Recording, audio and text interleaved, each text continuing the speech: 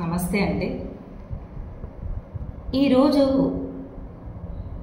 దేశంలో జరుగుతున్నటువంటి సంఘటన మనందరికీ తెలిసిన విషయమే. అదేంటంటే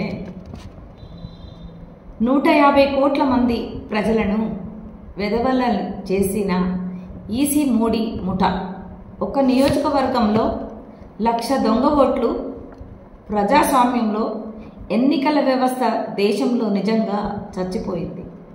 మోడీ ఈసీలను కోర్టు బోనులో నిలబెట్టి ఊచలు లెక్క పెట్టించవలసినటువంటి సమయం ఆసన్నమైనది. కాబట్టి బాధ్యతగా మన యొక్క రాహుల్ గాంధీ గారు ఈ యొక్క ఉద్యమాన్ని చేపట్టారు.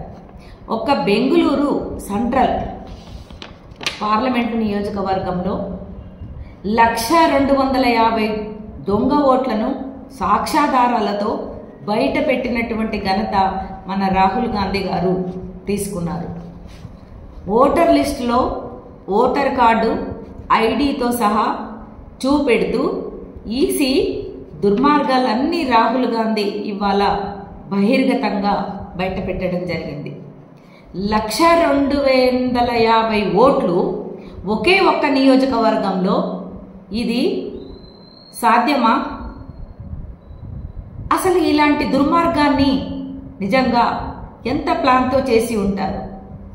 అదేవిధంగా ఒక పేరుతో చేర్చిన దొంగ ఓట్లు, ఒకే ఒక పేరుతో 11,965 ఓట్లు.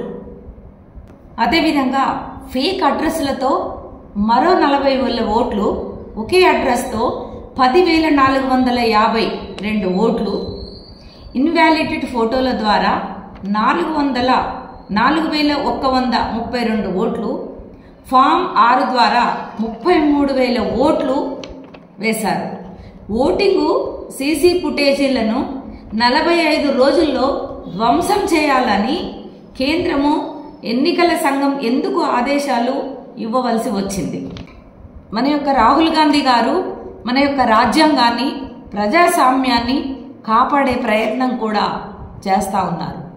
చేతనైతే మన యొక్క భారతదేశ ప్రజలందరూ కూడా, మన యొక్క భారతదేశాన్ని ప్రేమించేటటువంటి ప్రజలు కలిసికట్టుగా మన యొక్క రాహుల్ గాంధీ గారికి తోడుగా నిలబడి యుద్ధం చేయవలసినటువంటి సమయము ఆసన్నమైంది. కనుక మనమందరం కూడా భారతదేశంలో ఉన్నటువంటి 29 రాష్ట్రాల ప్రజలందరూ కూడా ఇవాళ మన యొక్క రాహుల్ గాంధీ గారికి తోడుగా నిలవవలసినటువంటి బాధ్యత అందరి మీద ఉందని తెలియజేస్తున్నాను.